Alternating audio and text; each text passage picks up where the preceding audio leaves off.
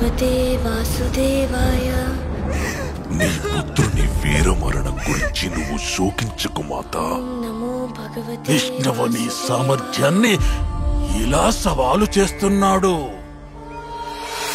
నువ్వు నీ పుత్రుణ్ణి వధించాలనుకుంటే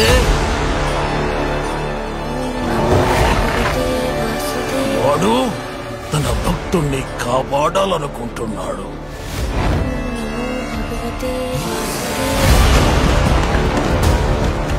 ఇది ఒక తండ్రికి పుత్రుడికి మధ్య గల అనుబంధానికి సంబంధించింది కాదు, ఆధిపత్యానికి సంబంధించింది. ప్రహ్లాదుడు కేవలం ఇద్దరు మహాయోధుల మధ్య చిక్కిన కీలు బొమ్మ మాత్రమే, ఇంకేమీ కాదు. గుణగణాలే వినిపించాలి ఎప్పుడు. హిరణ్యకశిపుడే భగవంతుడు. కీర్తించండి. ఈ విష్ణువు అంతటా వ్యాపించి ఉంటాడు.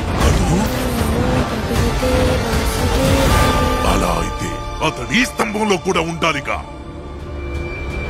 అందులోనూ ఉన్నారు.